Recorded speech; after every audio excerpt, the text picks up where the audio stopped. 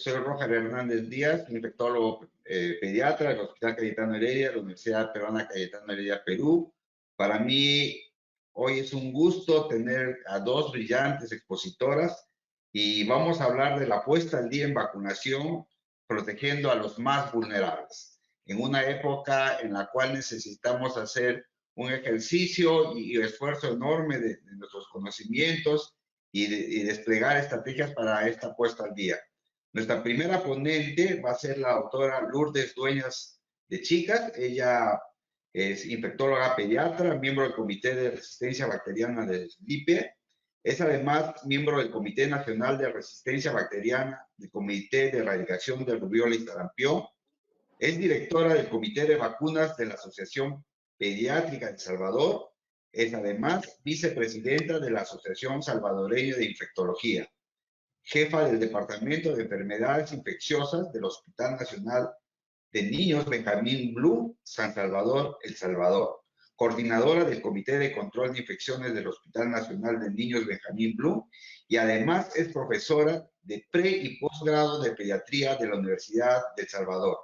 Ella es coautora de múltiples publicaciones en revistas indexadas. Nos hablará de influenza, una prioridad en la infancia. Doctora. Hola, ¿qué tal? Para mí es un gusto estar con ustedes. Vamos a hablar este día de un tema muy importante como es la puesta al día en vacunación, protegiendo a los más vulnerables. Todos sabemos que el mundo ya ha enfrentado más de 1 año y medio de pandemia, así como la crisis económica que esto ha generado.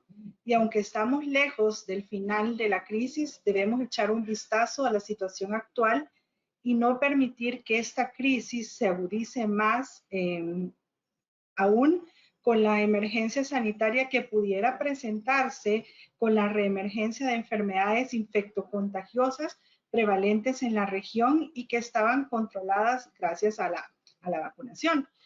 Entonces, este día, estos son mis conflictos de interés.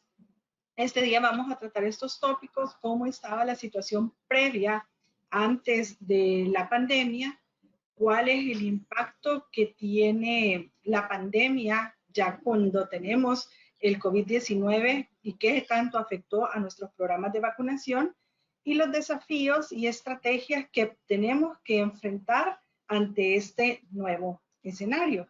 Sabemos que no hemos salido aún de la pandemia, vivimos con la pandemia. Hasta el día de ayer, 176 millones de personas habían tenido COVID y el 20% de estos 176 millones eran precisamente en nuestra región de América Latina, con una diferencia muy importante con los otros países, y es que nosotros tenemos una mortalidad 4 veces mayor que el resto de la región. Aquí se mueren 189 personas por cada 100.000 habitantes si lo comparamos con el resto del mundo, que es 40 personas por cada 100.000 habitantes. La pandemia sigue dominando nuestras vidas a pesar del rápido desarrollo e implementación de las vacunas contra COVID-19. Seguimos teniendo un problema con la actual pandemia.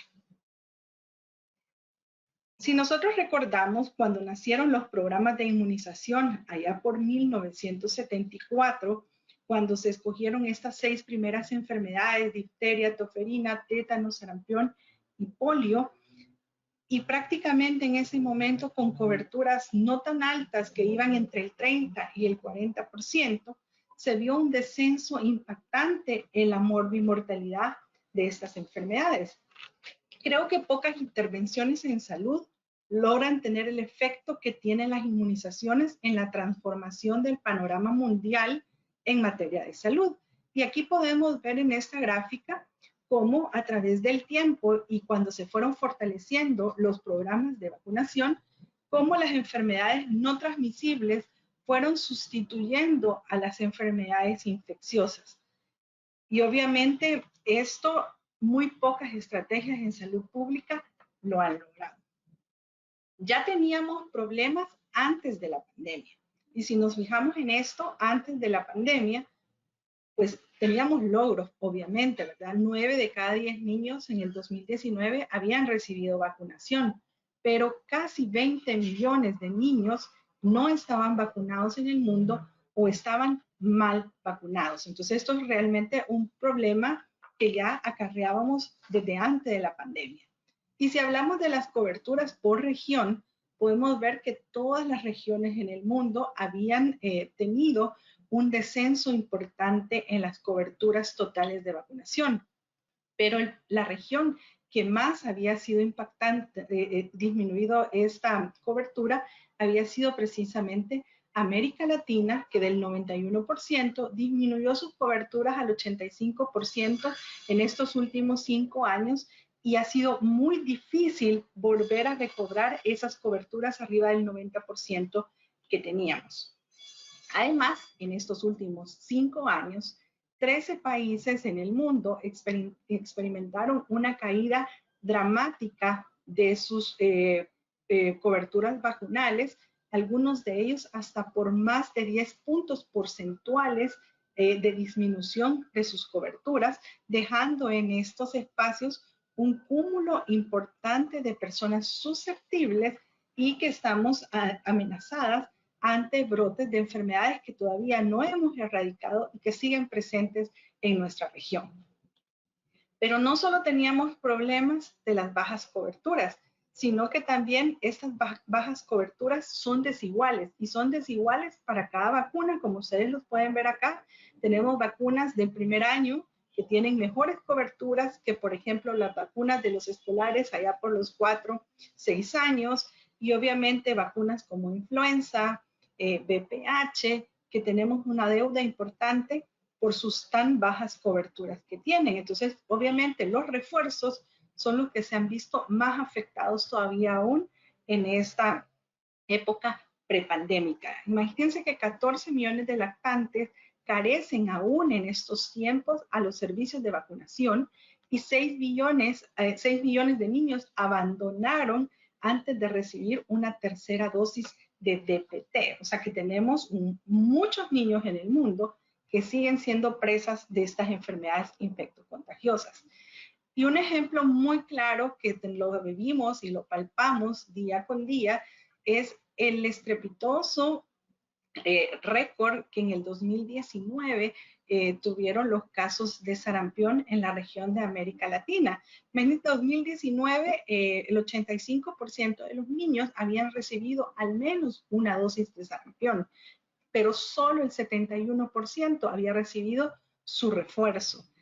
Esto nos pone en riesgo, ya que países de la región como México, Canadá, Estados Unidos, Venezuela, incluso Colombia, ha estado teniendo casos en cada vez más número de casos e incluso muertes por sarampión.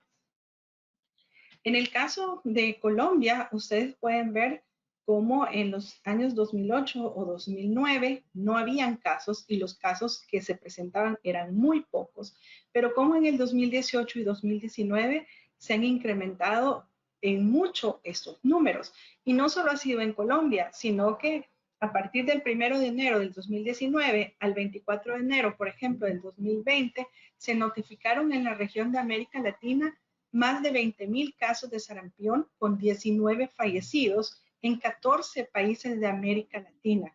Entonces, podemos ver que el sarampión sigue siendo una amenaza, y eso que muchos de los países estábamos ya casi cercanos a la certificación de la erradicación del sarampión en nuestros países.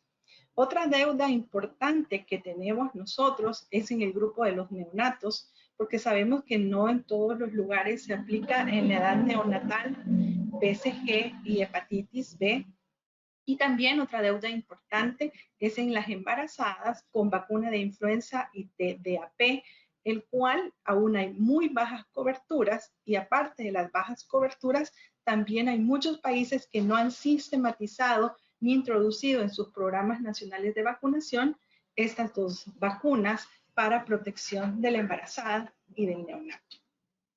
Entonces, todavía antes de la pandemia, teníamos barreras de acceso a la vacunación muy importantes, como la falta de financiamiento de los programas PAI, aspectos culturales o religiosos, retrasos en la introducción de nuevas y mejoras vacunas, sobre todo en los países de bajos recursos, y también falta de acceso de las personas a los centros de vacunación. Ahora con la crisis COVID, todo esto se vio mucho más afectados. También teníamos el otro grave problema de los esquemas atrasados y de las oportunidades perdidas, y sabemos que también este tema es muy grande o tiene mucho impacto por las falsas contraindicaciones asociadas a la vacunación o el temor de la gente a los eventos adversos. Entonces tenemos a veces niños vacunados, pero no niños vacunados oportunamente.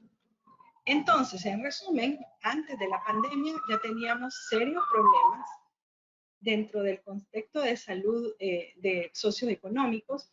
Ya teníamos la vulnerabilidad de los lugares, la pobreza, inseguridad. Teníamos además problemas propios del individuo como la resiliencia, la complacencia, creencias culturales o religiosos, el desconocimiento. Teníamos problemas con el personal de salud que era insuficiente, que tenían desconocimientos del esquema, no detectar necesidades de vacunación, actitudes de comunicación, y también teníamos problemas en el servicio de salud por la ser inaccesibles. Pero durante la pandemia, todo este problema se vio incrementado mucho más. Y también tenemos el problema que a través del tiempo hemos cambiado el paradigma de la vacunación. Antes, pues nos enfocábamos en vacunar a los niños y ahora hablamos de inmunización a lo largo de la vida. Entonces hemos incorporado a esta ardua tarea de la vacunación adultos, adultos con comorbilidades, adolescentes, adolescentes con comorbilidades que hacen todavía más complejo el trabajo de la inmunización. Cuando ya vino la pandemia, tanto OMS y la UNICEF advirtieron que iba a haber un descenso en las coberturas vacunales, y este descenso prácticamente ellos asumían que por lo menos 80 millones de niños en el mundo iban a poder volver a tener enfermedades que antes estaban controladas por la vacunación, como es la difteria, polio, tétano, sarampión. En ese momento se interrumpieron más de 93 campañas, 46 de polio, 27 de sarampión y de otras vacunas, y por lo tanto todo esto iba a afectar todas las coberturas nuevamente. Aparte que en ese momento de la pandemia se cerraron fronteras, hubo desabastecimiento de insumos, el personal se redireccionó a otras actividades propias de COVID y se cerraron muchos de los centros de inmunización. Entonces teníamos este problema propio del COVID, donde había sobrecarga del sistema sanitario, retraso e interrupción de las actividades de vacunación, aumento del número de personas susceptibles y el riesgo del resurgimiento de estas enfermedades que antes preveníamos con la vacuna. Todo esto de este impacto de la pandemia lo estamos viviendo y vamos a ver cómo muchos países han disminuido sus coberturas de vacunación, y que a pesar de que estos han tratado nuevamente de volver a la normalidad, no se ha logrado alcanzar las coberturas con que estábamos antes de la época de pandemia. Y muchos de los papás, aunque las actividades ya se están realizando con cierta normalidad en muchos de los países, siguen reacios a llevar a sus hijos a los centros de vacunación, a la actualización de las cartillas de vacunación.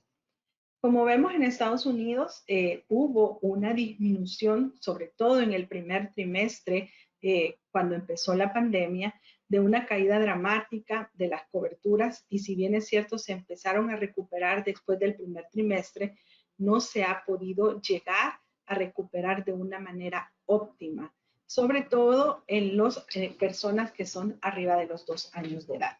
Lo mismo sucedió en Europa, por ejemplo, en España, las coberturas descendieron hasta en un 5 o un 60%, y esto también dependía de la edad, de la región, del tipo de vacuna, sobre todo en aquellas vacunas que eran subsidiadas por el Estado. En México, por ejemplo, compararon el primer trimestre del 2019 con el del 2020 y las coberturas habían disminuido casi en un 21%. Y ahora también tenemos varios problemas en uno. Tenemos, obviamente, la pandemia del COVID que está, tenemos coexistencia o coinfecciones del COVID con influenza y neumococo, por ejemplo, que agravan más y que deberíamos de tener a estos adultos vacunados con influenza y con neumococo. También tenemos los niños que aún no pueden ser vacunados contra COVID y que debemos optimizar la protección contra otras infecciones virales respiratorias que podamos prevenir, como es influenza, y obviamente con menores coberturas en el momento que los niños regresen a la escuela, que la movilidad se libere un poco más, probablemente vamos a ver un poco más del impacto de influenza en estas edades. Entonces, ¿qué vamos a hacer ante este nuevo escenario y estos cambios que tenemos? Es necesario que los pediatras puedan contar, primero, estar alertas. Segundo, contar con las herramientas adecuadas para poder contribuir a resolver este problema. Y aquí hay varias cosas que podemos hacer. La vacunación simultánea, no hay límite para poner vacunas, podemos poner todas las vacunas que queramos en esa visita. La promoción de las vacunas combinadas, aprovechar cada contacto que el paciente tenga en los servicios de salud, intervalos mínimos de las vacunas, evitar las falsas contraindicaciones, buscar las cohortes de niños que no están vacunados, no reiniciar esquemas, sino que continuarlos y conocer los intervalos en las diferentes vacunas. Claro que en el contexto en general pandémico de los programas de inmunización, tenemos que tomar acciones indirectas y acciones directas. Las acciones indirectas pueden ser echar mano de los medios de comunicación, redes sociales, promover la demanda de la población en la vacunación, promover estrategias del sostenimiento de la vacunación junto a sociedades científicas y procurar también visibilizar los esfuerzos del equipo de atención primaria para poder sostener estos sistemas que tanto trabajo han costado. Pero también tenemos que hacer acciones directas como pláticas con nuestros pacientes, horarios flexibles de los vacunatorios, poder identificar grupos de riesgo o evitar las oportunidades perdidas. Y tenemos que hablar con nuestros pacientes, escuchar sus preguntas y sus preocupaciones en relación a qué está pasando con las vacunas, con el COVID, si es bueno o no vacunarnos, involucrar a todos en nuestra práctica privada, promover la inmunización, educar al paciente, evaluar en cada visita la cartilla de vacunación, hablar sobre las dudas que él tenga, desmentir la desinformación, que esto se ha prestado mucho esta pandemia. También trabajar en estrategias de captación de personas, adaptar los servicios de vacunación como ampliar horarios, franjas de horarios que sean separados por grupos, en las mañanas los niños, en la tarde los adultos, por ejemplo, vacunaciones escalonadas, vacunaciones a domicilios, puestos ambulantes de vacunación, así como también identificar personas, las vacunadas o las que están subvacunadas. Lo ideal sería que todos nuestros países tuvieran registro nominal. Nosotros en El Salvador no tenemos registro nominal, solo lo tenemos para vacuna COVID, pero no para el resto de las vacunas. Seguimiento de las recién nacidos y las embarazadas para llevar un mejor control de los que están y no están vacunados, usar recordatorios o hacer una recaptación activa de las personas. Esos son ejemplos que les muestro de espacios que podemos buscar con el afán de subir coberturas. Y también mucho se ha trabajado con las diferentes entidades científicas en cuanto a qué recomendaciones sobre qué vacunas prioritarias debemos enfocarnos. Primero, ¿cuáles vacunas? Pues aquellas que puedan eliminar o erradicar enfermedades, aquellas que van relacionadas con alta mortalidad como es influenza y neumococo, o aquellas que puedan producir brotes como es sarampión, polio o meningococo. ¿Y a quiénes? Pues enfocarnos en los grupos de riesgo o los que tienen mayor vulnerabilidad, como son los adultos mayores, los recién nacidos, los menores de 5 años, los trabajadores de salud, los con comorbilidad, embarazadas y los trabajadores de salud. También esto de focalizarnos en grupos vulnerables, sabemos que hay muchos vulnerables que enfrentan mayor riesgo de enfermedades inmunoprevenibles, como son los menores de 2 años, los de 65, embarazadas y puérperas, pero también tenemos que priorizar grupos de mayor riesgo para COVID por la coinfección de influenza y neumococo, aquellos países también que tienen que tener la sostenibilidad de la eliminación del sarampión, identificar esas zonas de riesgo, y así como identificar población marginada o con poco acceso también. Eso solo se los traigo para que ustedes recuerden cuáles son las edades mínimas, los intervalos mínimos que tenemos que tener en cuenta más en esta pandemia para poder agilizar los programas de vacunación, completar las dosis faltantes, conocer la edad más temprana de aplicación, los intervalos más cortos, aplicar la mayoría de vacunas en el momento que el paciente llegue a la visita, recordar que los prematuros son una prioridad y si bien es cierto, no reaccionan o no tienen una inmunogenicidad su inmunogenicidad es variable para las diferentes vacunas, tenemos que vacunarlos según la edad cronológica. Y también conocer todos estos esquemas abreviados que están en muchas partes de la literatura. También este grupo que es arriba de la edad común, arriba de los 4 años, recordar que también estos niños están mal vacunados, los papás tienden a no llevar a los hijos a los refuerzos, entonces tratar de captar y mejorar estos esquemas de vacunación en estos niños con las vacunas TDAP, con la vacuna de papiloma humano, sarampión, rubiola y paperas, por ejemplo, porque son niños que tienen bajas coberturas y es por ahí donde nos puede entrar un brote. Algo importante que les quería recordar es precisamente que tengamos en cuenta los intervalos de las vacunas. Solo las vacunas de virus vivos y atenuados parenterales respetan el intervalo de las 4 semanas. En las demás no hay ninguna interferencia si uno las pone hoy y la siguiente mañana. Y no tomen en cuenta las vacunas atenuadas que son orales como el rotavirus y tifoidea, porque esas no cuentan, no hay interferencia. Entonces prácticamente solo para sarampión, rubiola paperas, varicela, por ejemplo, vamos a tener que esperar las 4 semanas para poner las vacunas si no se pusieron al mismo tiempo. Para las demás no tenemos que respetar ese intervalo. También tenemos que estar pendientes de los cambios que pueden haber. Por ejemplo, en mi país el año pasado se ponía vacuna de sarampión, rubiola, papera a los 4 años el refuerzo y este año bajó a los 18 meses precisamente para tratar de mejorar la cobertura de los 4 años. Y también hace poco se hablaba que la vacuna de influenza tenía que ser aplicada hasta 2 semanas después de haber recibido la vacuna del COVID. Ahora ya tenemos varios estudios que apoyan que pueden ser colocadas en el mismo momento. Entonces hay que estar leyendo qué cosas nuevas están para poder agilizar los programas de vacunación. Otra cosa que nos puede ayudar es promover el uso de vacunas combinadas que dan mejor confort, mejor aceptabilidad, o sea, logísticamente es más fácil, menos riesgo de equivocación, menos tiempo del personal, pero también menos eventos adversos, sobre todo con las vacunas acelulares, y eso va a disminuir la saturación de los sistemas de salud y va a evitar que el paciente por un evento adverso tenga que llegar nuevamente a los hospitales. ¿Qué pasa con aquellas personas que han tenido COVID o sospechosos de COVID o han estado en contacto con una persona confirmada con COVID? No hay un tiempo realmente establecido para vacunar con otro tipo de vacunas después de que uno ha tenido COVID. Prácticamente la vacuna se difiere 2 semanas por 2 razones.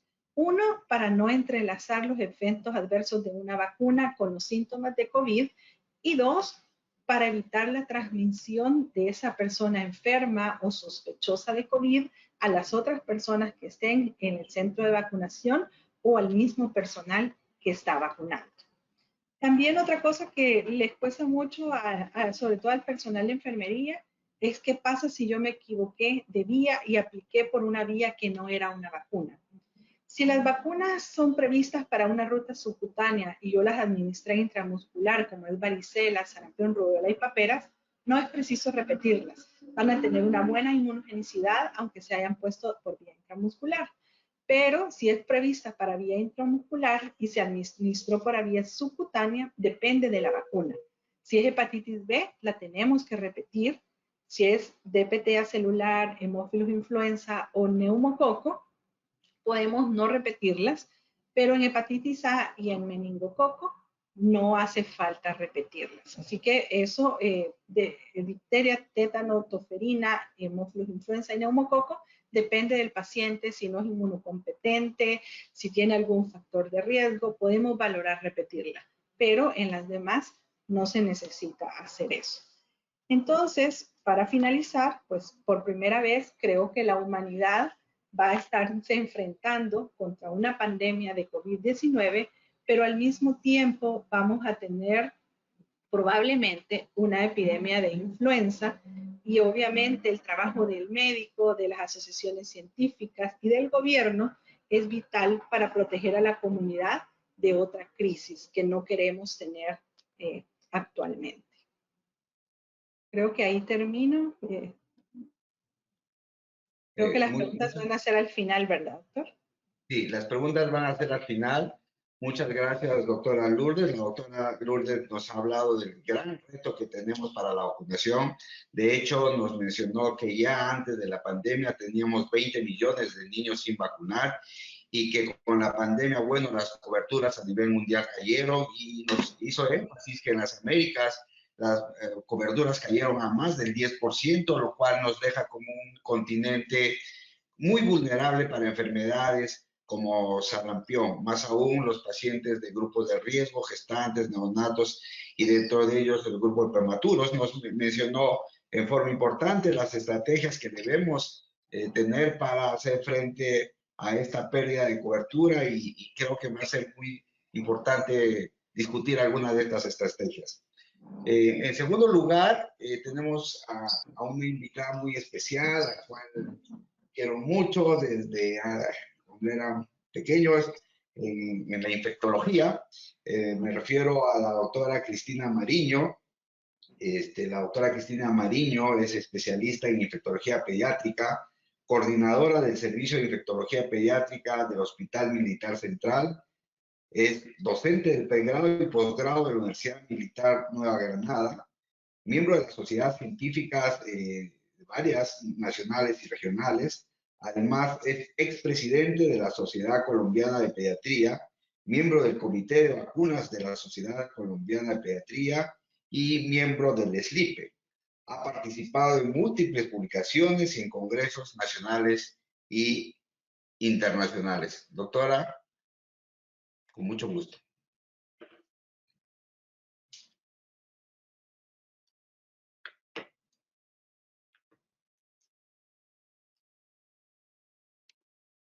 Bueno, buenas noches, muchas gracias, perdón por la tecnología, no tenía tan buen internet, le agradezco a Roger su presentación, disfruté mucho la presentación de Lourdes, con quien nos conocemos también hace mucho tiempo, y vamos a compartir algunos tópicos que nos preocupan a todos y algunos tópicos parecidos.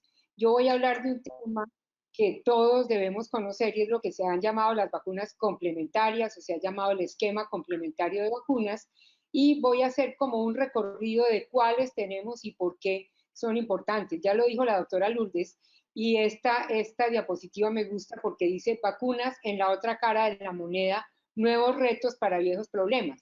¿Y qué quiere decir? Que las vacunas definitivamente son un triunfo de la humanidad contra las enfermedades, es uno de los mayores triunfos en la historia de la medicina, pero estamos enfrentándonos a un problema y el viejo problema es que están reapareciendo enfermedades o algunas nunca han desaparecido, que ya no estábamos viendo, y lo que se sabe hoy en día es que padres jóvenes y por lo menos 2 generaciones no han tenido contacto con enfermedades inmunoprevenibles, no las conocían. Entonces, para un padre joven, hablar de meningitis, hablar de sarampión, hablar de tosferina, no están familiarizados y piensan que es que eso ya no existe, pero en cambio, y ya lo dijo Lourdes muy claramente, estamos ante una epidemia, o sea, la infodemia, y sabemos que los grupos antivacunas y todo lo que hay en las redes en contra de las vacunas ha hecho que la percepción de los posibles riesgos de las vacunas se haya hecho mucho más evidente que las enfermedades que previenen.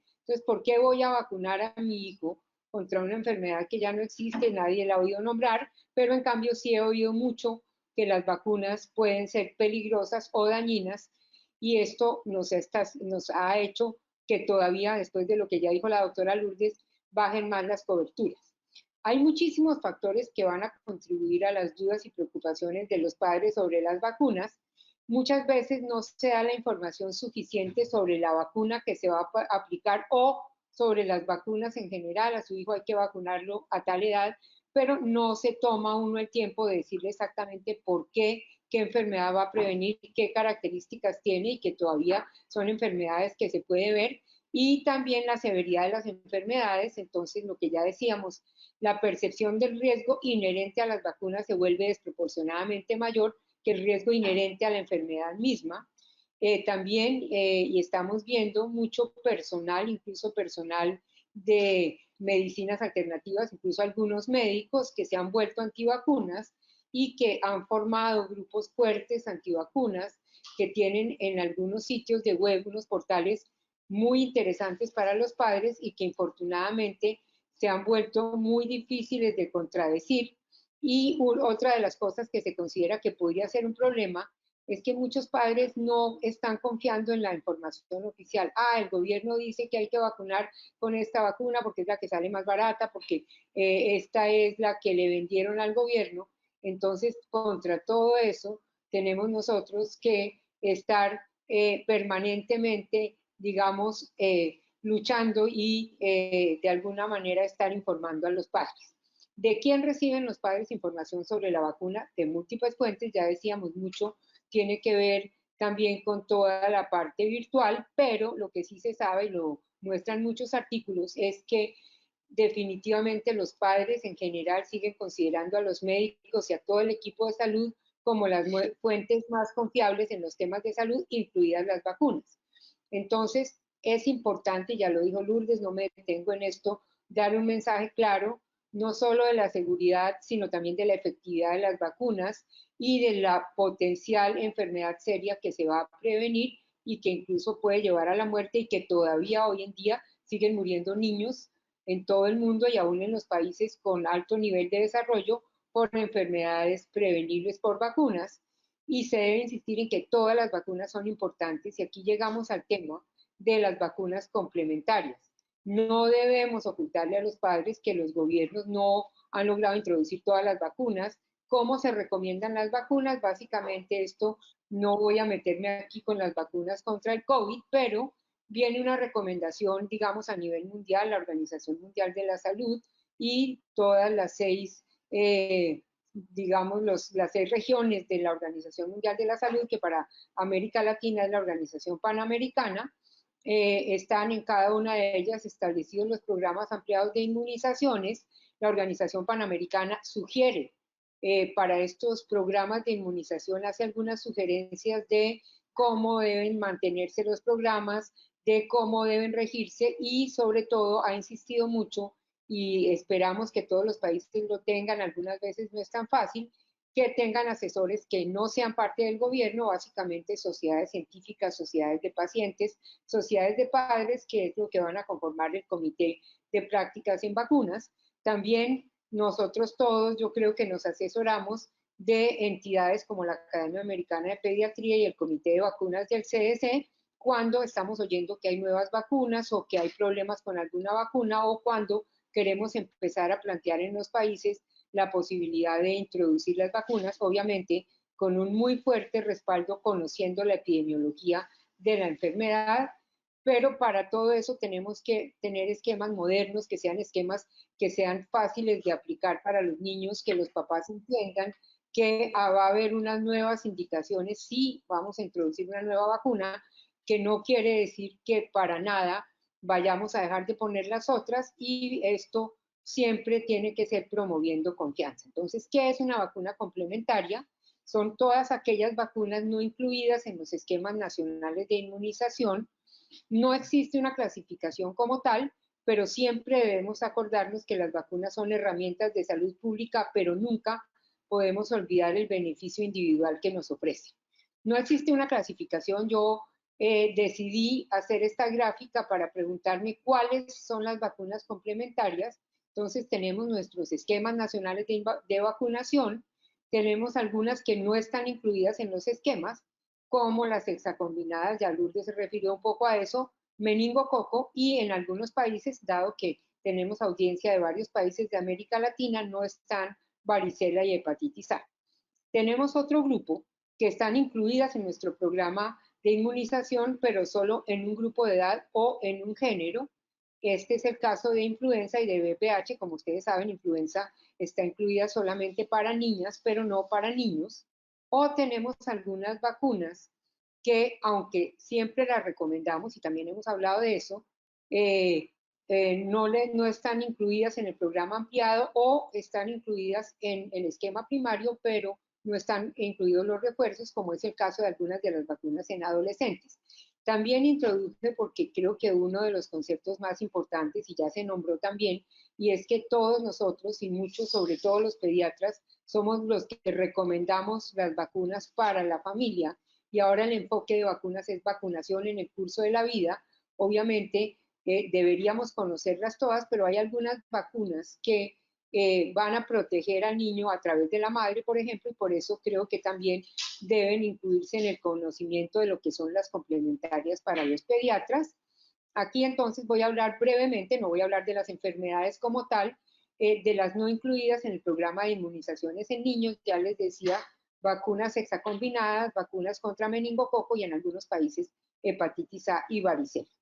¿Qué hay con hexacombinadas? Aquí vemos los antígenos que contienen, ya lo dijo Lourdes, tienen beneficios múltiples para el vacunado, para el personal de salud y también tienen un valor en salud pública porque en la medida en que logremos simplificar los esquemas van a ser mucho mejor aceptados por los padres, van a reducir el número de inyecciones y vamos a mejorar la logística y obviamente con todo esto ya hay varios artículos que dicen que el uso de estas vacunas disminuye las oportunidades perdidas.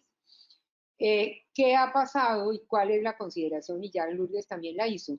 Se sabe que múltiples inyecciones disminuyen la adherencia al esquema y lo que ha sido histórico es la preocupación por la reactogenicidad con algunas vacunas, específicamente con las vacunas contra tosferina. Ahí están las siglas de vacuna de célula entera y vacunas acelular, que han sido las que han tenido preocupación por su reactogenicidad, lo que llevó a que en muchos países ya en este momento solo se estén usando vacunas acelulares. Y esto, y por eso empiezo con el recién nacido prematuro. En Colombia saben que la Sociedad de Neonatología y la de Pediatría, y yo he estado también muy metida en eso, estamos haciendo toda una campaña para no abandonar la vacunación de los prematuros. Ya también se nombró, solo para recordar que el prematuro a pesar de su inmadurez inmunológica, da buena respuesta a las vacunas y se debe vacunar a los 2 meses de edad cronológica sin importar la edad gestacional, el peso con que nació o el peso en el momento en que cumple los 2 meses, no importa que esté por debajo de los 2.000 gramos. También una premisa en la vacunación es que no se deben modificar las dosis ni la frecuencia de las vacunas que en los niños a término, pero obviamente tenemos que conocer que los prematuros tienen mucho más riesgo de padecer enfermedades inmunoprevenibles. Entonces, el paciente que está hospitalizado al cumplir los 2 meses, usualmente en Colombia salen al programa Madre Canguro con 1.800 gramos y algunos todavía a los 2 meses no han llegado a los 1.800 gramos. Es mejor vacunar y debemos todos fomentar la vacunación durante la hospitalización y se recomienda monitorizar durante 48 horas. Como no voy a hablar muy largo de vacunación de prematuros, si hay una recomendación, se pueden empezar a vacunar desde las 6 semanas de edad cronológica. Entonces, si el prematuro va a salir a su casa y se sabe que tiene 7 semanas, pesa 1.810 gramos, es preferible vacunarlo antes de que cumpla las 8 semanas, porque ya se puede vacunar, y lo más importante es insistir en que se deben completar los esquemas.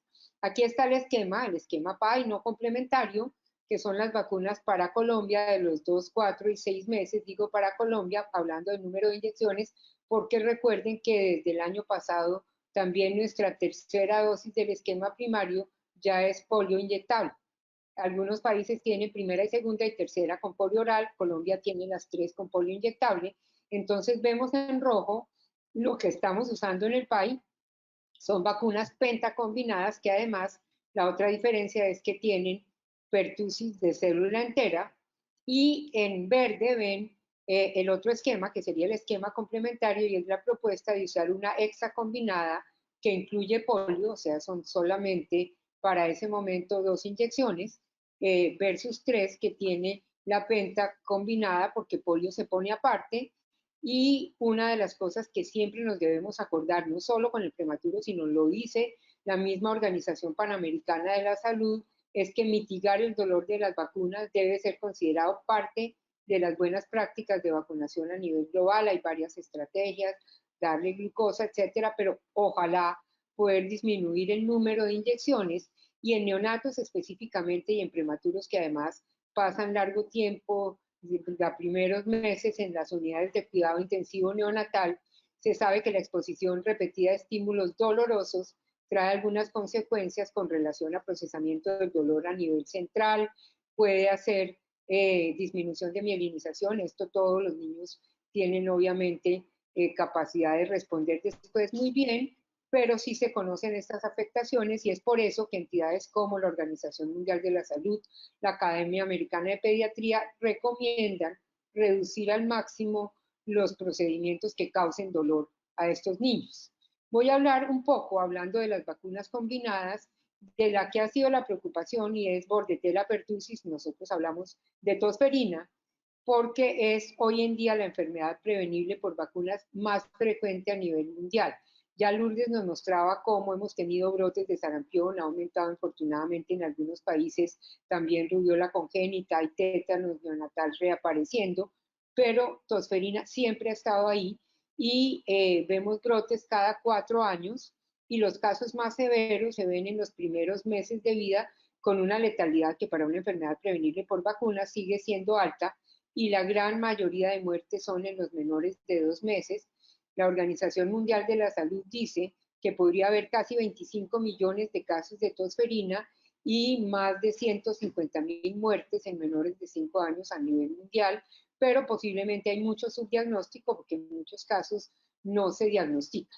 ¿Y qué pasa con tosferina en el recién nacido prematuro? Hay muchas publicaciones. De hecho, cuando uno busca tosferina, encuentra más de casi 1.000 publicaciones en los últimos 5 años. En pocas enfermedades inmunoprevenibles siguen saliendo tantas publicaciones como para Bordetella pertussis, y lo que ya se sabía es que los prematuros son un grupo muy vulnerable, tienen alto riesgo de morir y además tienen mucho riesgo de ingresar a UCI, de requerir intubación, y el riesgo, aquí vemos en esto claramente, donde ustedes ven la curva rosada son prematuros, la azul son recién nacidos a término, y este artículo publicado en 2017 muestra claramente cómo el riesgo de hospitalizarse y morir por tosferina se incrementó hasta 6 veces en prematuros comparando con recién nacidos a término.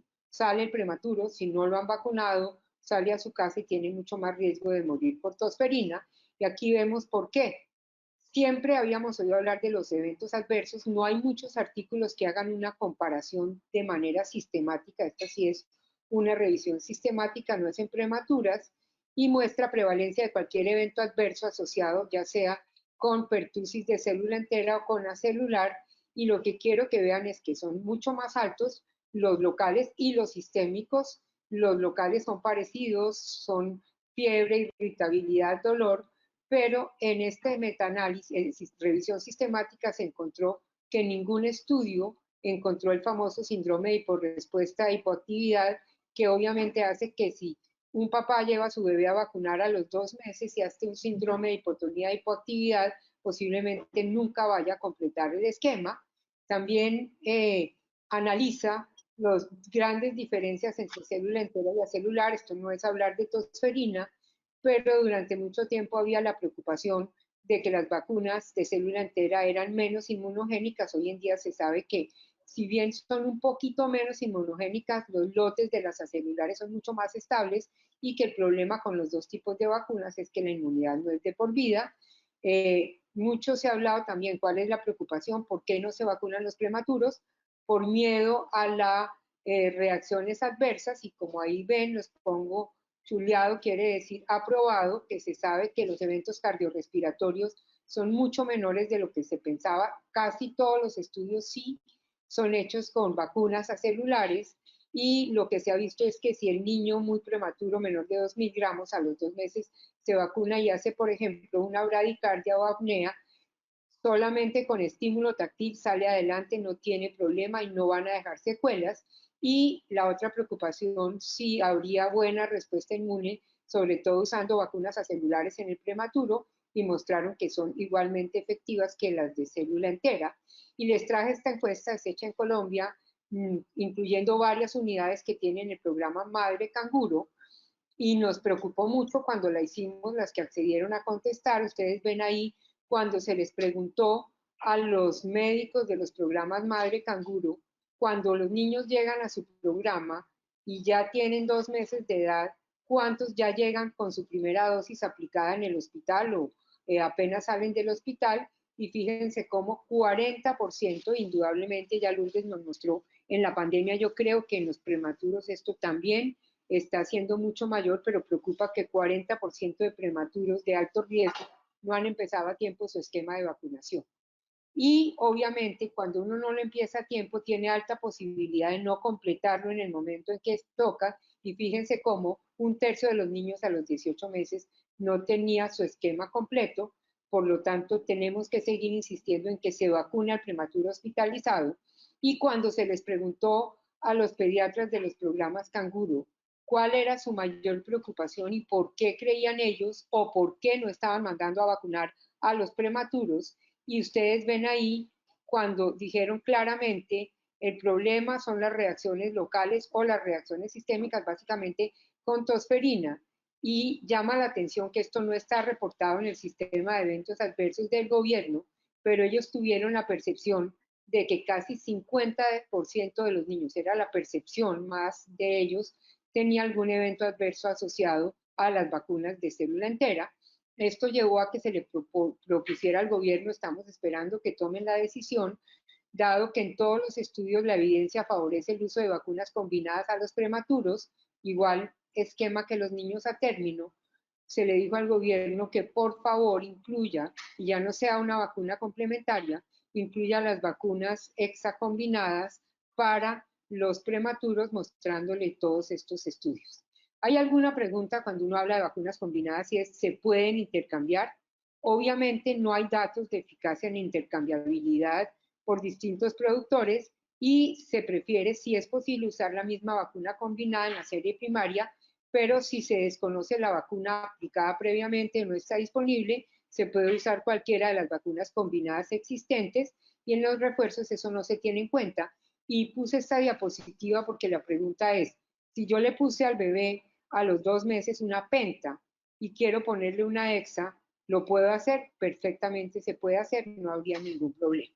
La otra vacuna no incluida en los programas de inmunización de muchos de nuestros países, aunque hay algunos que sí la tienen, son las vacunas contra la enfermedad meningocócica. Sabemos que hoy en día es el principal agente etiológico de meningitis y sepsis fulminante a nivel mundial. Se estima también una mortalidad alta y muchísimas secuelas. Es una enfermedad a la que todos le tenemos muchísimo miedo, y la progresión de los síntomas lleva a la muerte en muy pocas horas. Entonces, si bien no es una enfermedad que la veamos con tanta frecuencia, es una de las enfermedades que puede causar mortalidad más rápida en los niños y dejar mayores secuelas. Se considera que hay 2 grupos más vulnerables, que son niños pequeños y adolescentes, y 75% de casos de septicemia y meningitis son en menores de 5 años, y los adolescentes tienen la tasa más alta de portadores nasofaringios. Aquí les muestro para periodo epidemiológico 7 de 2020, un poquito hacia la mitad del año, y vemos lo que reportó el Instituto Nacional de Salud en su boletín: casos de meningitis y enfermedad meningocócica probables y confirmados en Colombia en estas semanas del 2020, y vemos cómo confirmado Neisseria meningitidis ocupa todavía un lugar muy importante y obviamente con alta mortalidad. Quiero mostrarles esta diapositiva porque ahora que les muestre vacunas, Les dije al principio que una de las cosas más importantes es que cuando uno habla de vacunas debe conocer la epidemiología local. Y miren la epidemiología de la enfermedad meningocócica. Obviamente para meningo se habla de que puede haber un cambio muy frecuente y que hay cambio constante, pero si ustedes ven, aquí se ve cuál es la mayor carga de enfermedad y como vemos son los menores de 4 años, incluso un grupo muy importante en menores de 1 año, pero estos son estudios que se hicieron en Europa, en Estados Unidos se pueden portar un poco distinto y ya les decía, los adolescentes tienen la mayor portación nasofaringea. Y esta, aunque no es una publicación tan nueva, desde hace unos 6 años, el número de casos en América Latina es mayor en los menores de 5 años y sobre todo en los menores de 2 años. Y miren cómo 36% de los casos de enfermedad meningocócica, ya sea meningitis o enfermedad invasiva, se van a presentar en América Latina en los niños menores de 2 años, lo cual para nosotros nos debe hacer tener una consideración especial en este grupo de edad y con esta vacuna.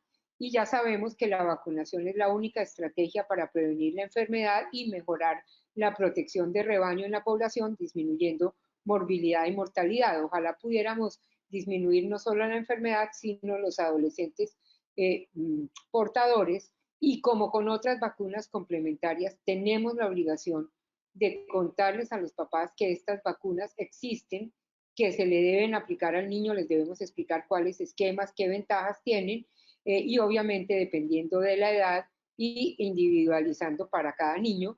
Ya les decía aquí, esto es del MMWR que salió el año pasado y aquí les pongo en marco rojo, esta es la recomendación para Estados Unidos para niños sanos sobre vacunas contra meningococo y la recomendación dice de 2 meses a 10 años no es necesario recomendarla de rutina, sin embargo en la parte de abajo de la tabla dice lo que ya estamos diciendo, si usted la quiere recomendar, la puede recomendar y da los esquemas, pero ellos sí la recomiendan entre los 11 y los 23 años y dan su esquema de dosis, cómo se debe recomendar. ¿Y esto por qué? Porque en Estados Unidos, a diferencia de lo que les mostré en América Latina, el grupo de edad de menores de 2 años tiene muy bajas tasas de enfermedad meningocócica.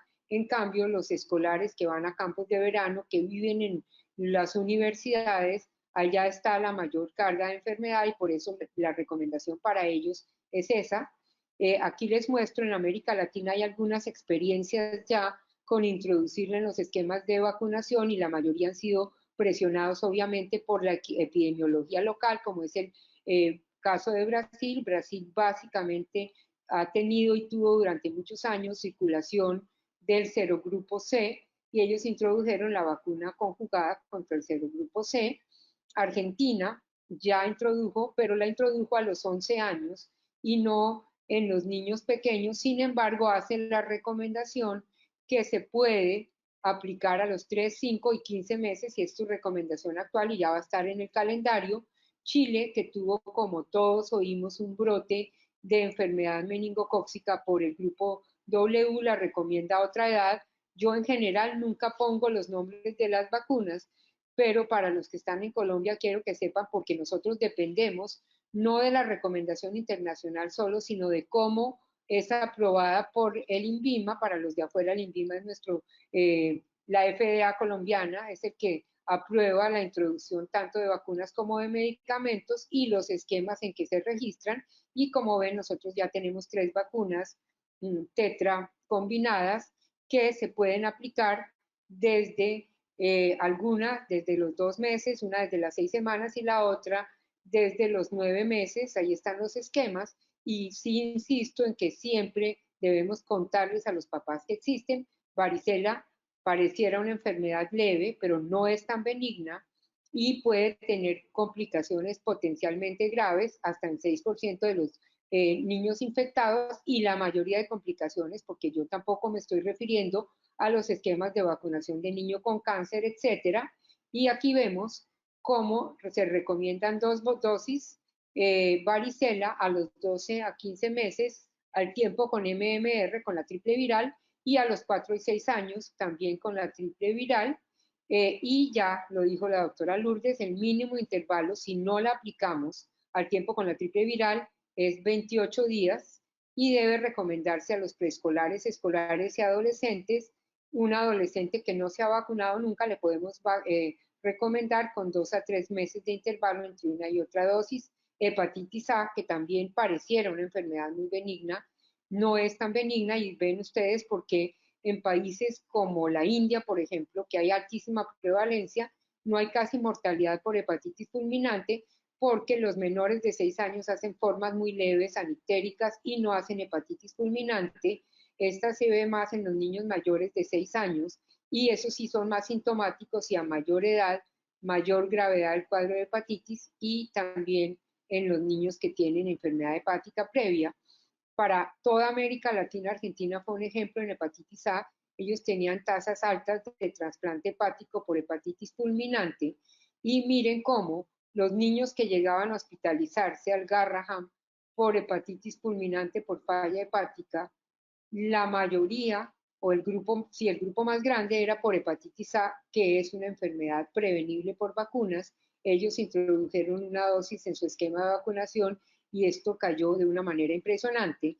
Y la pregunta es, ¿por qué para la mayoría de países de América Latina en este momento debemos vacunar contra hepatitis A? Porque ya no tenemos alta endemicidad, como les decía el caso de la India, en que todos los niños se exponen antes de los 5 años y hacen formas muy leves. En la medida en que han mejorado nuestras condiciones de salubridad, estamos exponiendo a los niños más tarde, y definitivamente la vacunación global es efectiva y debemos tratar de vacunar a todos los niños.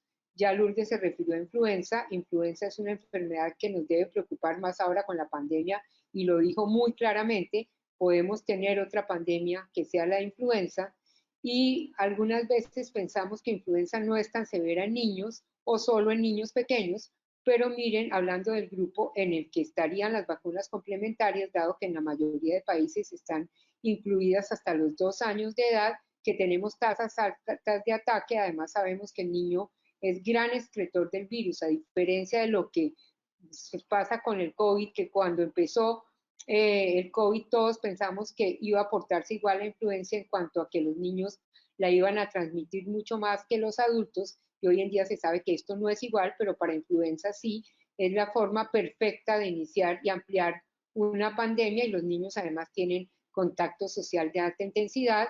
En esta no me detengo, pero salen muchas publicaciones cada año, y estoy hablando de influenza estacional y no pandémica, sobre la carga tan importante de enfermedad, y no solo de enfermedad, o sea, de morbilidad, sino de complicaciones y de mortalidad.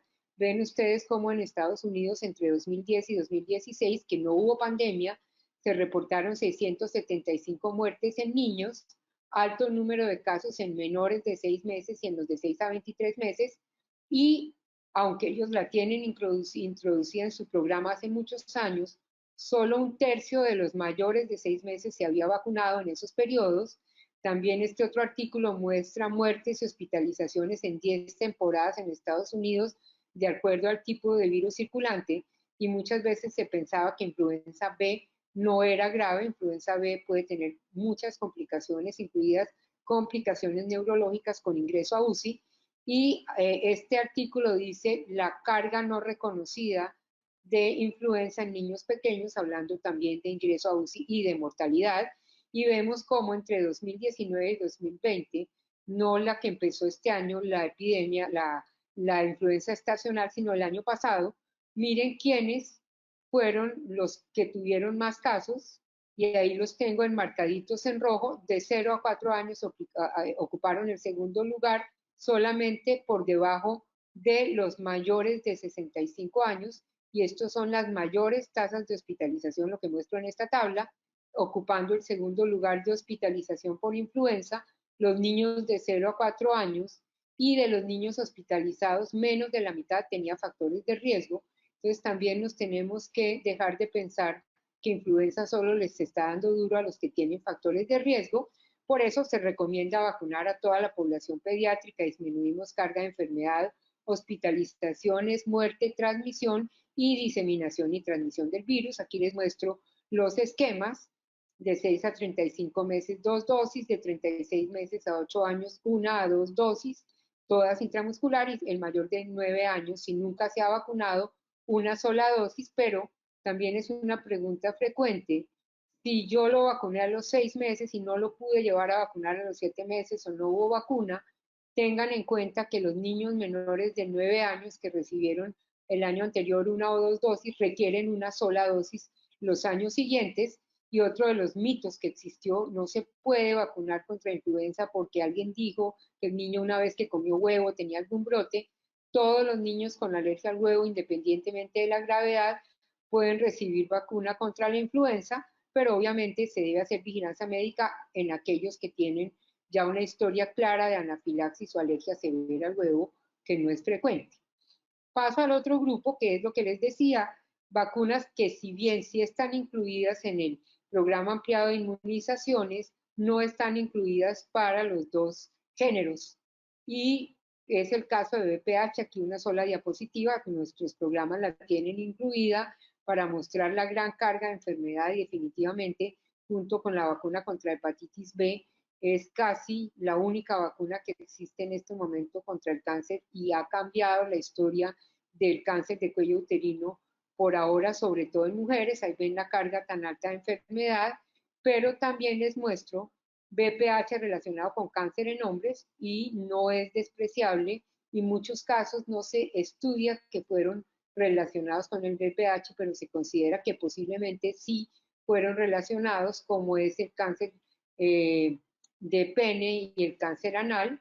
Y aquí vamos a ver, ya solamente hablando de enfermedad en hombres, las verrugas genitales, que si bien no son cáncer, tienen alta morbilidad y son muy importante su prevención, porque digamos que para los adolescentes esto sí es una carga alta de enfermedad. Y aquí vemos los otros cánceres: paladar blando, lengua, amígdalas, base de lengua. Y esta es la recomendación del CDC para vacunación en hombres.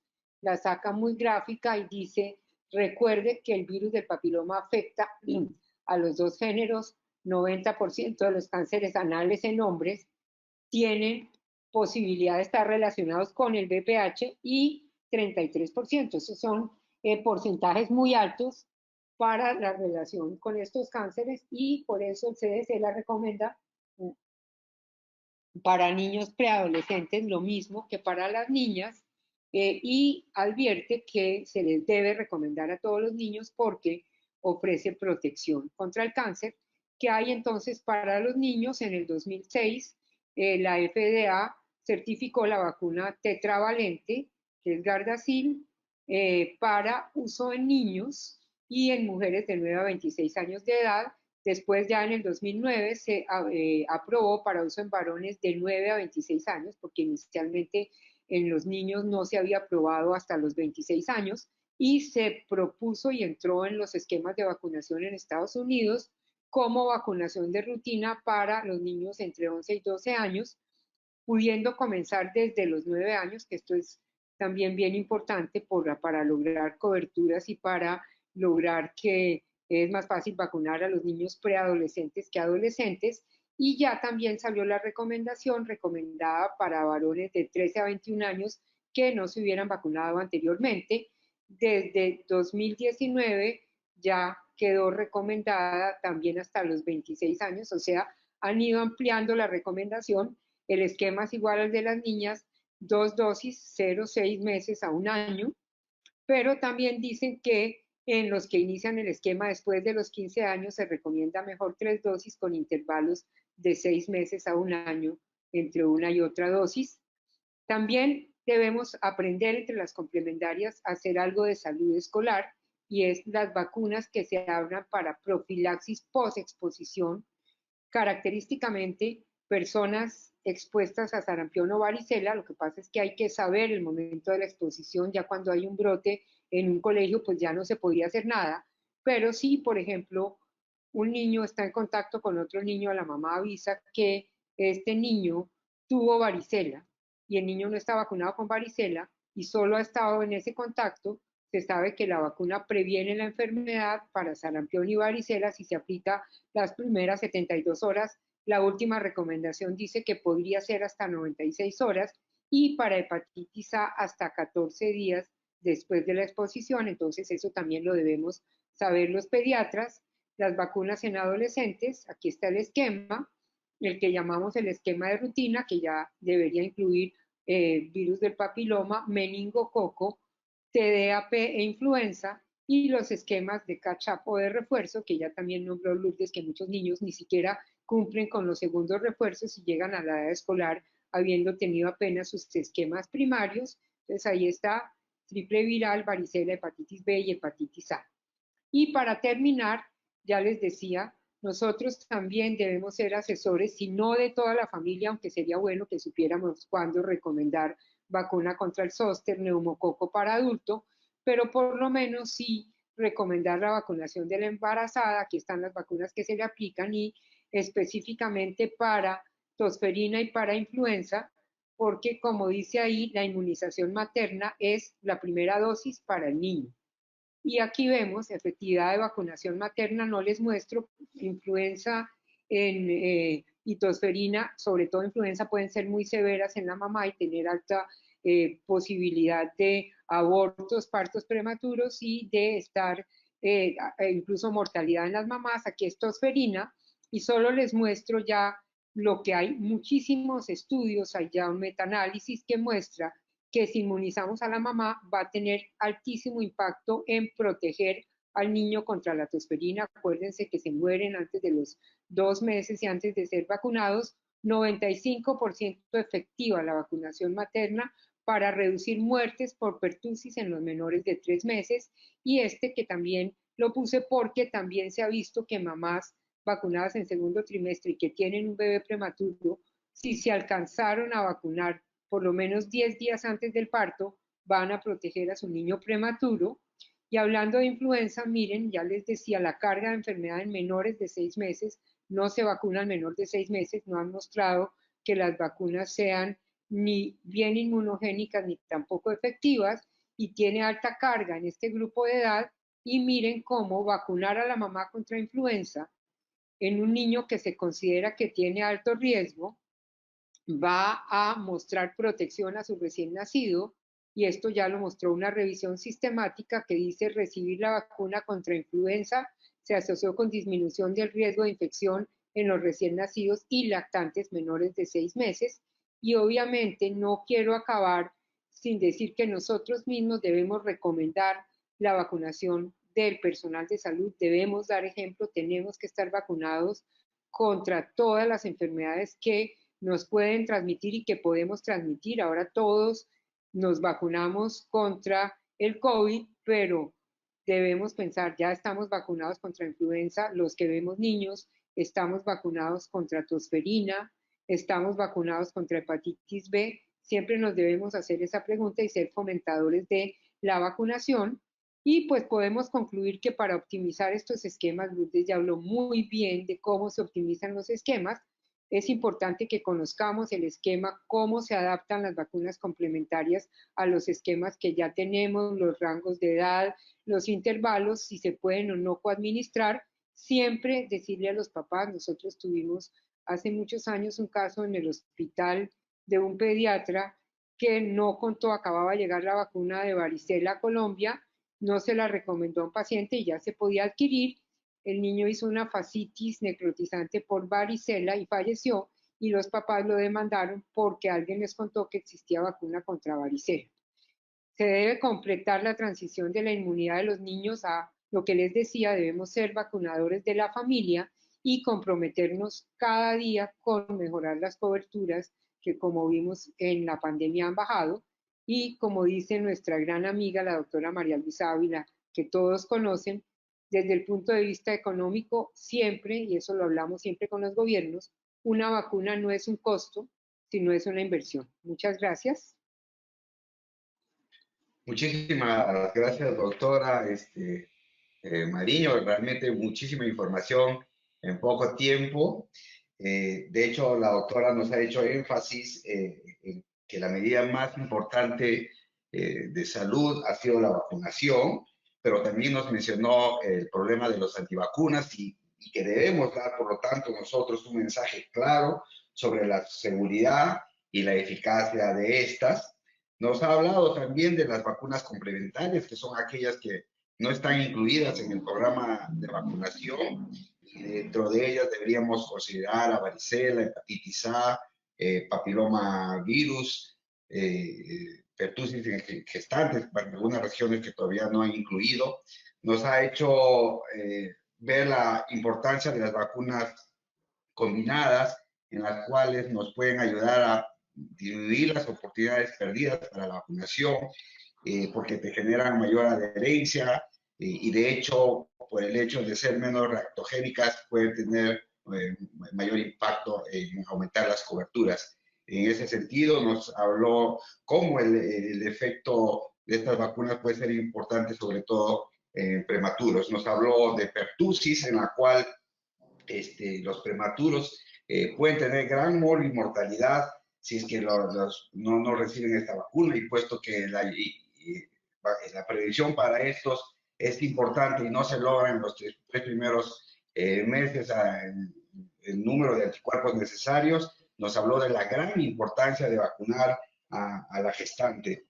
Nos ha comunicado también que debemos considerar en nuestros esquemas de vacunación a varicela, a meningococo, a hepatitis A, en una región en la cual ya dejamos de ser una región de alta prevalencia y hemos pasado a ser una región más bien de mediana prevalencia, en la cual claramente se ve que los casos de hepatitis fulminante van a ser mayores, y eso se ha visto, por ejemplo, en Argentina, pero a la vez también Argentina nos enseñó el ejemplo de que con una sola dosis de vacuna contra hepatitis A se logró disminuir los trasplantes hepáticas y muerte fulminante, por lo cual nuestra región debería considerarlo seriamente.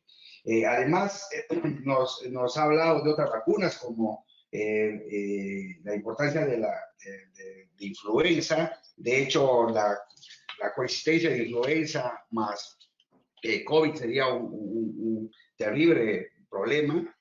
Nosotros en nuestro hospital acá ya estamos viendo emergencia de otros virus. De hecho, en época plena de la pandemia cayó todos los virus, como en toda la región, pero actualmente todos nuestros pacientes hospitalizados en nuestro hospital son virus sincitial respiratorio, y en las siguientes semanas probablemente comience a tener aumento de influenza. Entonces, no debemos descuidar la importancia de las demás vacunas. Debemos dejar de estar en modo COVID, sino darle una mirada general, que me parece muy importante. Nos habló de la PDH en hombres, lo cual es muy importante. Debemos considerar que los países que han logrado gran éxito en la vacunación y erradicación del PVH ha sido como vacunando precisamente a hombres y mujeres, como el ejemplo más claro lo ha dado Australia. Esto es lo que nos ha comentado, y realmente muchísima información en tan poco tiempo. Agradecemos su capacidad de síntesis de la doctora. Y ahora vamos a pasar a una ronda de preguntas. Y con respecto a la ronda de preguntas, tenemos varias preguntas. Nos dicen, buenas noches. Bueno, primero felicitan a los ponentes por su participación, y dentro de las preguntas que nos hacen es, ¿en qué van las vacunas de virus sincitial respiratorio y de dengue? ¿Cuál es el estado actual de investigación al respecto? Lourdes, si tú quieres. La dengue, la vacuna de Takeda ya está en fase 3 y tiene bastante buenos resultados. Y obviamente la de Dengvaxia sigue aprobada en algunos países, pero siempre y cuando uno tenga la certeza que ya le dio dengue a la persona que va a vacunar. Esas son las indicaciones que hay para esa vacuna, que todavía se sigue utilizando en algunos lugares.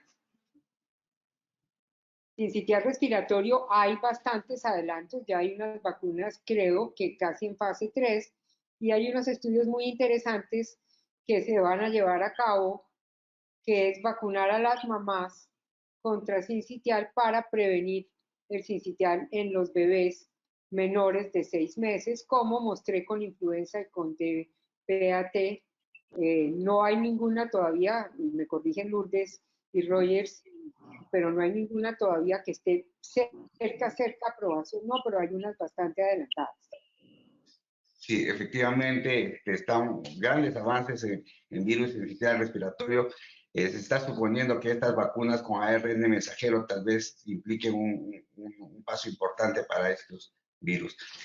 Una pregunta, buenas noches. En cuanto a las vacunas combinadas, la administración de tetraviral, sarampión, rubiola, parotiditis y varicela, ¿qué recomendación y en qué espacio se tendrían que poner? ¿En la primera cita? La segunda cita? Esta vacuna se puede aplicar en los esquemas de vacunación al año de edad, como el esquema del país. Cuando la empezaron a usar vieron un poco de aumento, no fue una cosa, digamos, muy llamativa, pero preocupó. Hubo un poco más de convulsiones asociadas a fiebre con la aplicación de esta vacuna, lo que llevó a que muchos pediatras abandonaran en Estados Unidos su aplicación y prefirieran aplicarlas, digamos, de manera separada. Entonces, la recomendación de la Academia de Pediatría es, puede usarla en la primera dosis, la dosis del año, pero debe advertir a los papás que existiría esa posibilidad, aunque es muy baja, y ya, pues, no, esto no se ve en la siguiente dosis, que es la dosis de los 4 o 5 años, parece que ya esto ya no se ve. Entonces, como se recomiendan 2 dosis, por ejemplo, en Estados Unidos, en Colombia nosotros también, de una vez desde que se introdujo con 2 dosis. Ahora yo me pregunto, y le iba a preguntar a Lourdes, ella qué opina, porque si vamos a cambiar triple viral y la estamos aplicando al tiempo con varicela, y si la vamos a pasar a los 18 meses o a los... Ahorita Colombia está en un barrido contra sarampión. A todos los que me están oyendo, por favor, manden a vacunar a todos los niños con una dosis extra de sarampión rubiola, que es la gran campaña del país, pero de pronto va a correrse también, pero como la tenemos ahora, nosotros se aplica por separado, pero no habría problema en aplicarla en la dosis de los 4 años, la cuádruple viral, digamos. Sí, obviamente en diferentes países han tomado adelantar la segunda dosis de refuerzo para mejorar coberturas, pero igual varicela se puede adelantar también, o sea, no habría una contraindicación. A veces se pone a los 4 años porque hay facilidad para la aplicación en los controles de los centros de salud, pero igual si fuera un niño que no se vacunó a los 12 meses y te llegó a los 2, 3 años, igual con 4 meses de diferencia uno le pone la segunda dosis, o si va a viajar o si va a estar expuesto, si va a entrar al kinder, igual le puede adelantar esa dosis de varicela. Pues. Efectivamente, nosotros tuvimos la oportunidad de hacer la discusión crítica de este trabajo, en la cual decía que la tetravalente tiene más riesgo de ocasionar convulsiones. Sin embargo, esto era, analizando bien los artículos, era no significativo, de acuerdo totalmente con la doctora. Nosotros, ¿qué hacemos acá en Perú?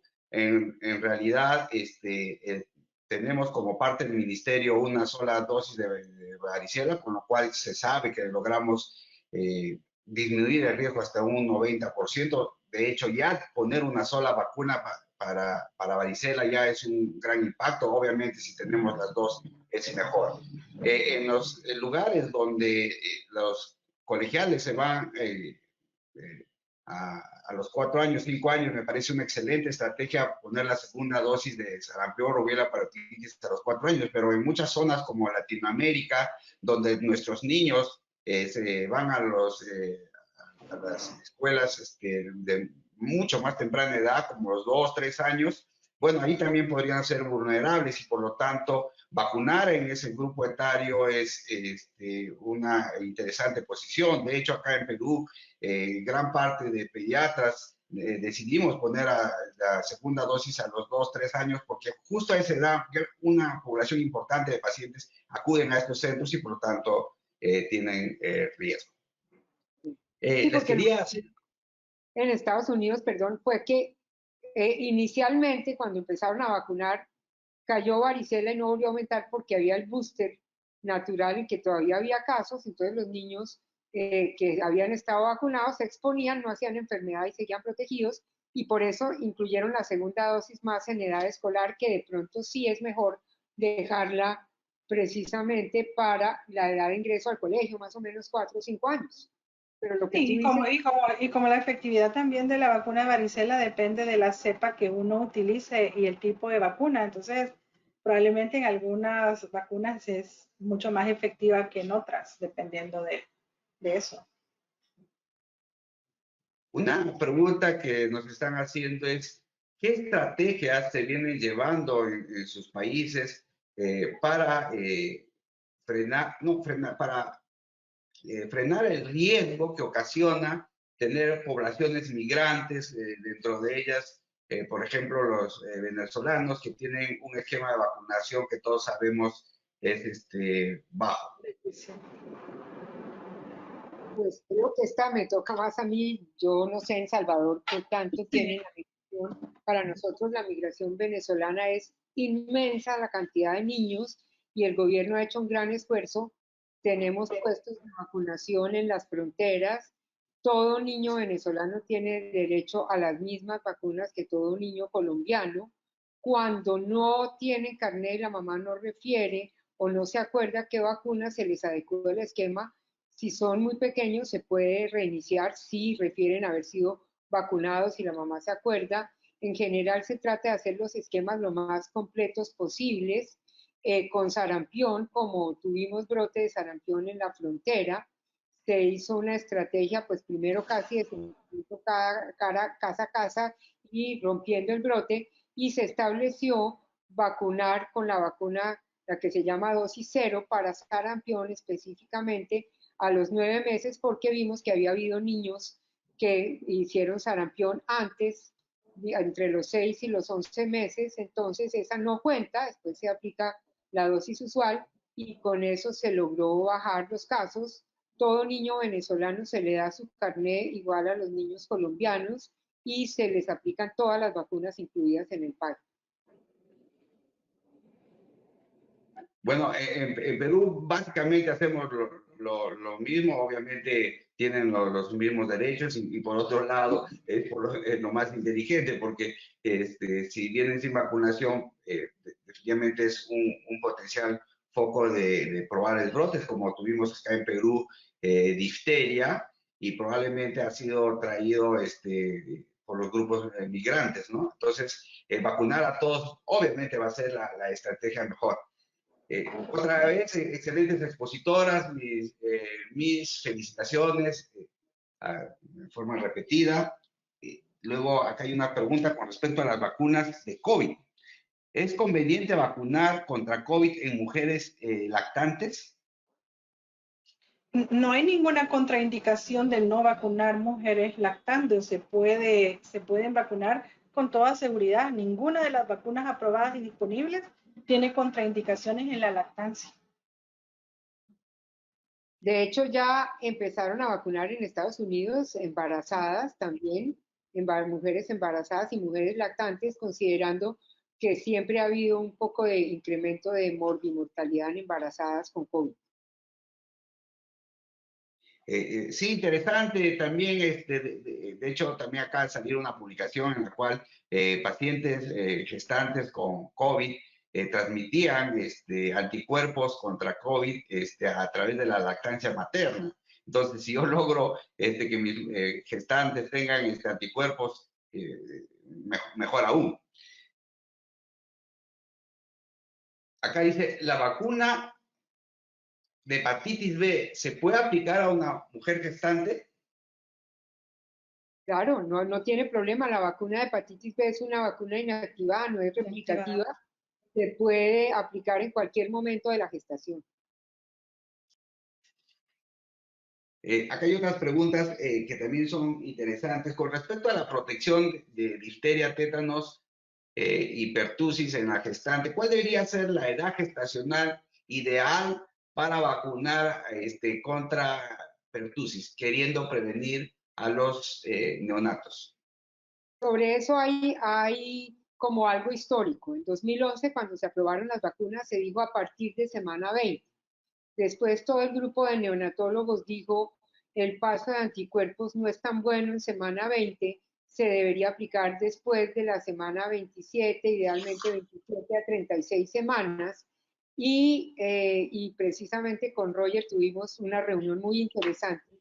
La última publicación de la ITSA vuelve a decir, sobre todo para proteger a los bebés prematuros, es mejor vacunar en segundo trimestre, porque si va a nacer el bebé prematuro y no se ha vacunado o no lleva por lo menos 14 días la vacuna puesta a la mamá, no lo va a proteger, entonces hay una tendencia a volver, pero se pueden vacunar en cualquier momento, idealmente en segundo o tercer trimestre, no porque vayan a producir ningún problema en primer trimestre, tampoco porque no son vacunas tampoco replicativas, sino para dar mayor cantidad de anticuerpos al bebé. Entonces, más o menos entre segundo y tercer trimestre debe ser el momento, y recordar que deben vacunarse en cada embarazo sin importar el tiempo que haya transcurrido entre uno y otro.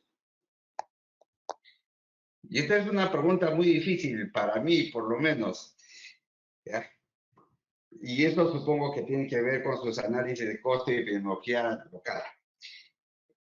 ¿Qué vacunas complementarias deberían ingresar a su esquema nacional? Hepatitis A, hexavalente combinada, meningococo, papiloma niños. ¿Cuál sería su punto de vista si a ustedes les dicen, bueno, vamos a tener que ampliar nuestra vacuna en el programa nacional y ustedes como expertas nos deben recomendar cuál debería ser la siguiente vacuna que ingresa, puesto que no todas las vacunas van a poder ingresar de manera inmediata? Ojalá al final todas, pero ¿cuál sería su punto de vista?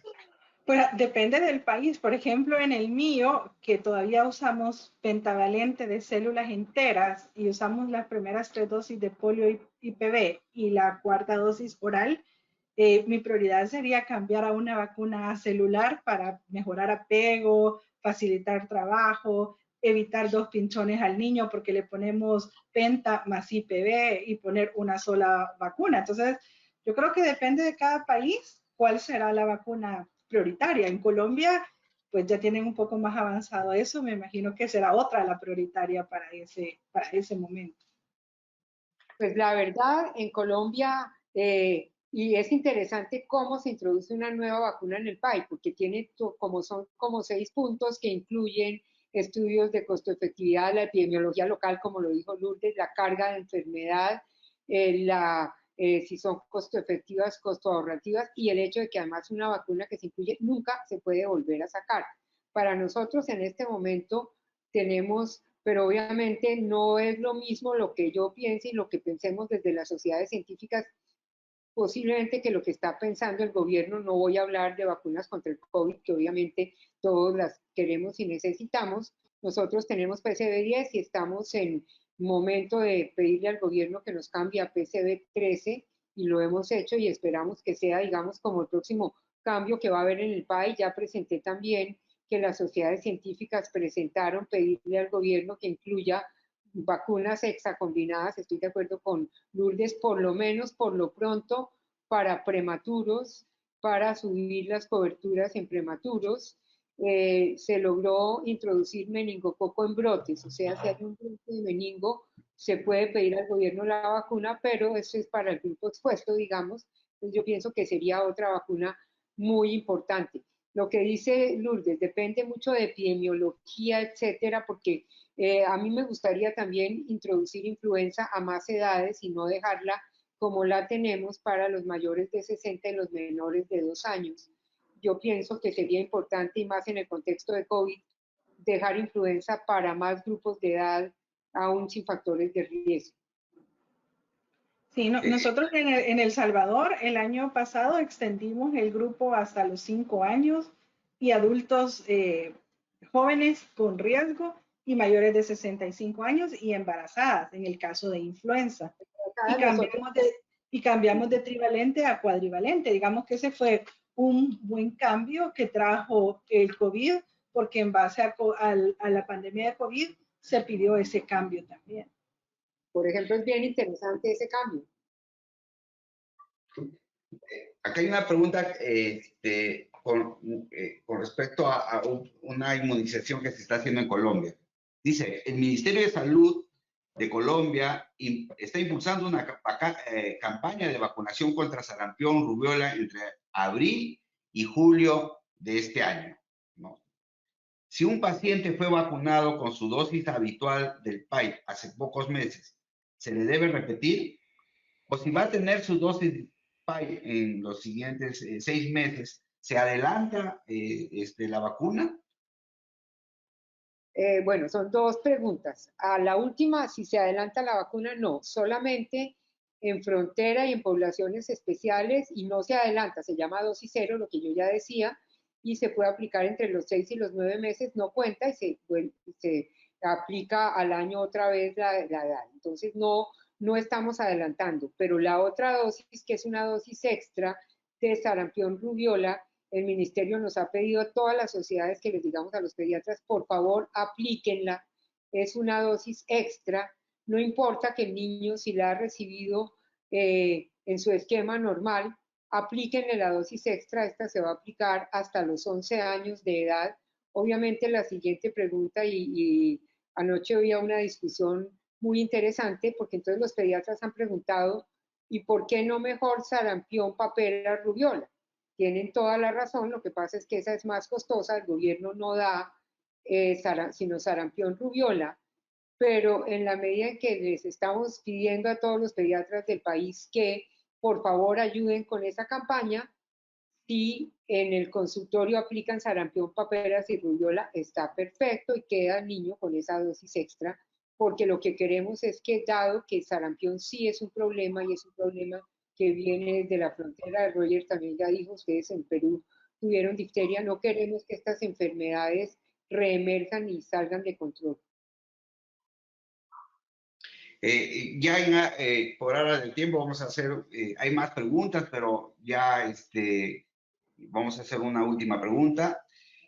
Nos preguntan con respecto a qué vacuna contra meningococo debería ingresar, por lo menos creo que esa es la intención de la pregunta, si debe ser la meningo B o una combinada con los otros serotipos, y supongo que esto tiene que ver con la prevalencia de qué serotipo tienen más en cada una de sus regiones. Pues yo aquí sí no podría contestar, Roger, porque nosotros tuvimos en la costa norte de Colombia, aquí estaba la gente de Cartagena, hace unos 4 años, mucho meningo B. Ahora tenemos C en varias partes del país, pero como les decía, meningo es una enfermedad cambiante. Ahí sí la respuesta sería ojalá entraran B y la tetra de los 4 serogrupos. Eso sería lo ideal. Uno no podría escoger, entremos solo meningo B y no cubramos los otros 4. Las otras ya las tenemos disponibles para el mercado privado, no para el público. B, que hay 2 vacunas contra B ya aprobadas en Estados Unidos. Una está presentada para aprobación en el INVIMA, en nuestro comité de regulación, pero todavía no tenemos ninguna B aprobada para aplicar en Colombia ni en el esquema privado, entonces estamos esperando que llegue. Por ahora cualquiera de las tetra combinadas está bien.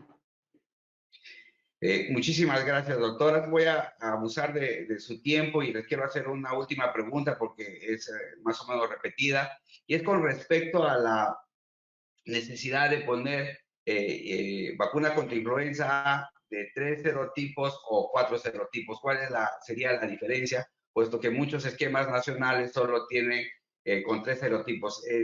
¿En verdad hay mucha diferencia entre estas dos? Yo creo que lo importante es lo que dijo Cristina en su presentación, que ha habido en los últimos años un incremento del linaje B de sus 2 componentes, por tanto, ofrece mucho más ventaja en cuanto a efectividad, mejor inmunogenicidad, tener una vacuna tetravalente que una trivalente, porque precisamente la eficacia de la vacuna depende mucho de que coincidan los serotipos circulantes con los que están contenidos en la vacuna. Y al tener una vacuna tetravalente, garantizamos que por lo menos los 2 del linaje B estén contenidos y nos puedan proteger. Entonces, en los últimos años se ha visto incremento de influenza, se ha visto incremento de la gravedad por influenza B y por lo tanto ofrece mucho más ventaja tener una cuadrivalente que una trivalente. Totalmente de acuerdo con Lourdes y eso es lo que se está viendo. No sabemos, de hecho, no en todos los países se está mirando cuál de los dos linajes, Victoria o Yamagata, circula. Sí sabemos que circula en influenza A, pero no sabemos cuál que circula en B en general en muchos países y sería mejor tener los dos linajes en la vacuna, o sea, una tetra. Bueno, siendo ya un poco tarde, quiero agradecer a la doctora Lourdes Dueñas y a la doctora Cristina Mariño por su excelente presentación y por su capacidad de síntesis. Realmente han hablado de muchísimo en tan poco tiempo y creo que todos nos hemos beneficiado. Muchísimas gracias también por la invitación. Parte mía, he tenido un pequeño problema con la cámara, pero finalmente lo importante ha sido poder ver a nuestras dos ponentes. No sé si tienen algunas palabras adicionales la doctora Cristina y la doctora Lourdes. Lourdes. Bueno, yo solo agradecer la invitación de participar y pues para mí ha sido un honor estar con el doctor Roger y la doctora Mariño, que le guardo un cariño y un respeto especial, ¿verdad? Nos hemos visto en un montón de cosas y he aprendido mucho de ella, pero pues ojalá que no sea esta la primera, sino que sea la primera de muchas. Muchas gracias, Lourdes. Yo aquí me siento un poco anfitriona porque estamos en la Sociedad Colombiana de Pediatría. Les agradezco tanto a Roger como a Lourdes. A los dos los admiro, hemos compartido mucho y trabajamos muchísimo en vacunas. Les agradezco su participación, aprendí mucho y espero volverlos a tener en la sociedad. Esperamos todos volverlos a tener y espero que toda la gente que nos haya oído esté motivadísima con las vacunas, como hemos estado siempre nosotros. Muchas gracias y buenas noches. Buenas noches, que Gracias. descansen. Buenas noches. Adiós.